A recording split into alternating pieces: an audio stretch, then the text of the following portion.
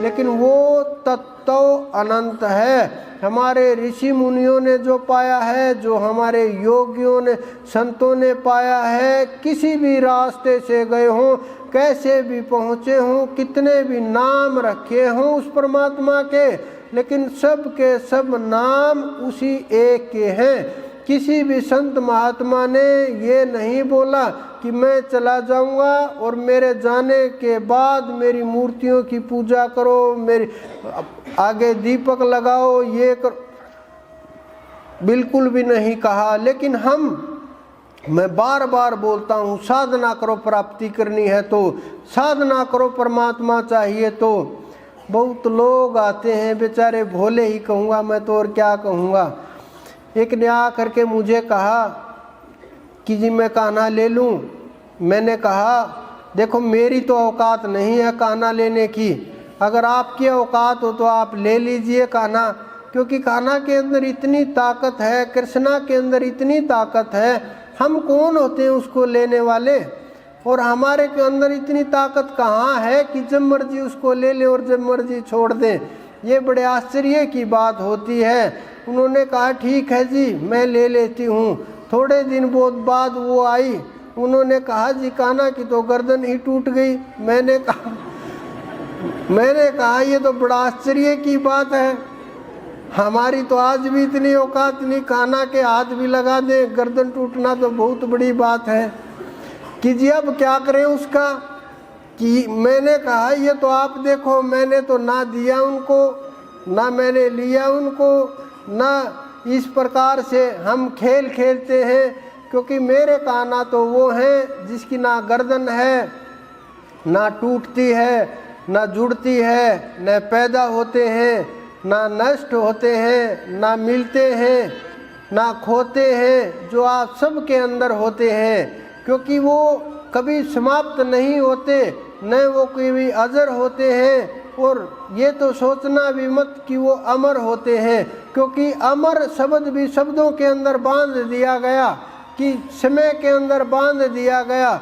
समय उनके अधीन होता है, समय उनके पैर के नीचे नाचता रहता है। कितनी ताकत होगी उसके अंदर। आप लोग उस परम सत्ता को नहीं पहचानते, आप लोग उस साधना को नहीं पहचानते, आप लोग उस ज्ञान की ओर नहीं बढ़ते। मैं कहता रहता हूँ ध्यान करो आप संसार के अंदर डोलते रहते हो, आप संसार में भागते रहते हो। मैं समझाता हूँ बार बार कि नहीं, ये रास्ता नहीं है, क्योंकि मुझे अनुभव है, परमात्मा ने जो मुझे रास्ता दिखाया हम वहीं से गुजर करके आए हैं जहां आप भाग रहे हो। लेकिन ये ज़रूरी नहीं कि जितना संघर्ष हमने किया, जितनी दौड़ भाग हमने की, जितना प्रयास हमने किया, जितना समय हमने गवा दिया उसको पाने में, आप भी उतना ही समय लगाएं। बिल्कुल भी ज़रूरी नहीं, क्योंकि मार्ग दिखाने वाला अगर ना हो तो बहुत समय लग जाता है। जब एहसास हो और मार्ग दिखाने वाला हो, हाथ पकड़ करके ले जाने वाला हो, फिर भी भाग भाग करके कोई कुएं में कूदे वो निकालता रहे, फिर कूद जाए फिर निकालता रहे, रास्ता दिखाए रास्ते पर नहीं चले। मैं बोलूँ इधर जाओ, उधर नहीं दूसरी तरफ, मैं बोलूँ ये करो, वो नहीं दूसरी तरफ। गुरु की चाल नहीं समझते, क्योंकि गुरु की चाल अटपटी होती है, भोले भाले जीवों की पकड़ में नहीं आती। वो सोचते हैं कि नहीं ऐसा नहीं है, ये अजीब सा व्यवहार कर रहे हैं, कोई ध्यान से कैसे परमात्मा मिल जाता है। मैं कहता हूँ कई बार एक आध जीव को मैंने बोला, कभी कभी बोलता हूँ किसी किसी जीव को कि जी अब क्या करना चाहिए, ध्यान नहीं लगता। मैं बोलता हूँ सब कुछ छोड़ दो। उन्होंने कहा जी ठीक है नाम ले लेता हूँ। मैं कहता हूँ नाम भी छोड़ दो। वो बड़े अजीब से सवाल और अजीब सी नज़रों से देखते हैं कि इसको कुछ पता भी है या ऐसे ही बोल रहा है। उस बाबा जी ने तो बोला था नाम रटने से कल्याण होगा, और ये बोल रहे हैं कि नाम छोड़ दो। मेरे गुरु तो कहते हैं राधे राधे रटो, राधे के बिना कल्याण नहीं है। ये बोल रहे हैं उनको भी छोड़ दो। तो क्या सच है क्या झूठ है, ये तो समय ही बताएगा, ये तो साधना ही बताएगी, ये तो आने वाला समय ही बता देगा क्या सच था, क्या है, क्या होगा। क्योंकि संतों के जाने के बाद उनकी छोटी छोटी वस्तुओं के आगे दीपक लगाते रहते हैं, लोग खोजते रहते हैं। आप सब लोगों के मन में सवाल आते हैं, मेरे पास भी आते हैं, बहुत प्रसन्न लोग भी आते हैं मेरे पास आ करके बोलते हैं कि जी अगर हम उस टाइम पर होते ना श्री कृष्ण जी के समय के ऊपर, हम तो साथ जाते उनके। मैंने कहा आज जो ब्रजवासी बचे हुए हैं वो भी यही बोलते हैं कि हमारे दादा परदादा नहीं गए, हम तो जाते, हम नहीं छोड़ते। यही हालात सबके होते हैं। जब संत महात्मा अवतार आते हैं तो हिल जाता है सब कुछ, समझ में नहीं आता क्या है, क्या सही है, क्या गलत है।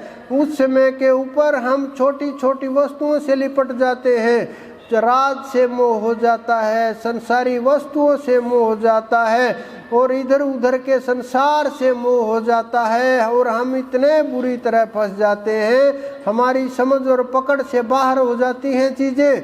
हमें सही गलत का अंदाज़ा लगना बंद हो जाता है, क्या सही है, क्या गलत है, क्या करना चाहिए, क्या नहीं करना चाहिए। हम नाम तक छोड़ देते हैं कि नाम नहीं, मैं नहीं रटता।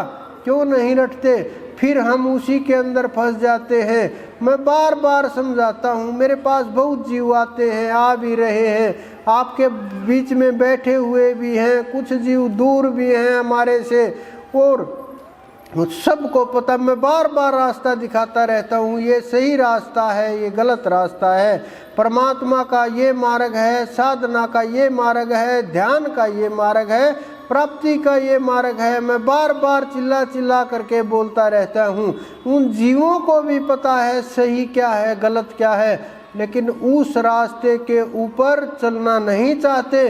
और जब तक आप अंदर से उस मार्ग पर चलना नहीं चाहोगे जो आपको उस परमपिता तक ले करके जाए, जो आपके मन के अंदर सवाल इच्छाएं हैं उनको मिटा दे, जो आपको उठा करके उस सच्चे बादशाह तक ले जाए, जो आपकी आत्मा को उस परमात्मा तक ले करके जाए, आप जागे हुए जीव हो जाएं, आपके अंदर जो खेल चल रहा है उसको समझ पाएं। ये बहुत गहरे रहस्य की बातें होती हैं। कुछ लोग सपनों में खोए रहते हैं कि आज मुझे वो दादाजी दिख गए, आज मुझे पितर दिख गए, आज देवी के दर्शन हुए, नवरात्रे चल रहे हैं जी, बहुत शुभ होगा, कुछ न कुछ अच्छा। मैंने कहा क्या शुभ समझते आपकी? कुछ न कुछ पैसा आएगा।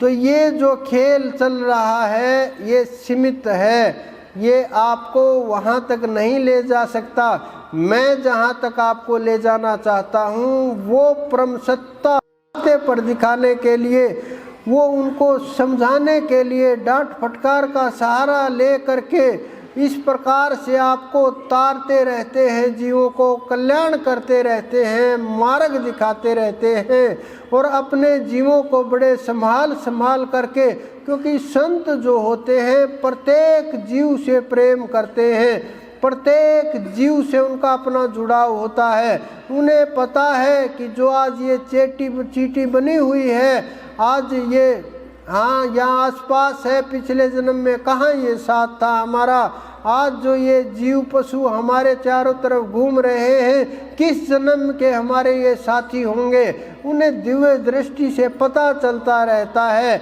ये नहीं कि कोई छोटी मोटी सिद्धि से अनंत अनंत जन्मों का पता रहता उनको, उनके अंदर इतनी अक्षमता रहती है, वो अपने जाए हुए जीवों को वापस बुला लेते हैं, घुमा करके इधर उधर दे देते हैं कल्याण के लिए, फिर अपनी शरण में ले लेते हैं, फिर नाम दे करके उनको उतार देते हैं पार। कुछ ऐसे भी महात्मा हुए इतिहास के अंदर जिन्होंने शरीरों को इधर उधर करके अपने शिष्यों को पहले भेज दिया, बाद में आप गए, क्योंकि ये खेल होता है, कोई किसी प्रकार से खेलता है, कोई किसी प्रकार से खेलता है। जो जीवों का कल्याण करना संत जानते हैं वो अपने हिसाब से आपकी नज़र में वो लोग समझो मर जाते हैं या उठ जाते हैं या वजूद ख़त्म हो जाता है, लेकिन संतों की नज़र में उनका वजूद अलग होता है। उनके ऊपर दया करनी होती है, कृपा करनी होती है, वो दयावान हैं, क्योंकि वो जानते हैं पहले इसको पहुंचा दो, क्या पता आगे क्या होगा। आगे अगर ये नहीं गया तो फिर जन्म होगा, बेचारा फिर दुखी होगा, इतना परेशान होगा। कोई धरती के ऊपर संत मिले ना मिले, संत मिल जाए गुरु ना मिले तो भी अटकाव रहता है। अगर गुरु मिल जाए पूर्ण ना हो तो भी जन्म की हानि होती है। अगर पूर्ण गुरु की प्राप्ति हो गई तो समझो कल्याण का मार्ग वहीं से खुल गया। तो साधना के बिना, सुमरण के बिना, ध्यान के बिना जितना भी आप भागते रहो, बाहर की पूजा पाठ करते रहो, कितने भी दौड़ते रहो, कितनी भी साधनाएं करते रहो, किसके लिए कर रहे हो अब यह साधनाएं? ये सब की सब साधनाएं आप आत्मा को पाने के लिए कर रहे हो। और आत्मा का खोना और पाना कुछ नहीं होता। उनका जो खेल होता है बस ये जानना है या वहाँ तक पहुँचना है। जितने भी हमारे ये सारे के सारे बंधन हैं इनको तोड़ना है। जो जितना बंधा हुआ है, जो जितना अटका हुआ है, जो जितना फंसा हुआ है संसार के अंदर, उतना ही भ्रमित है, उतना ही उस आत्मा से दूर है, उसको उतनी ही जानकारी नहीं है।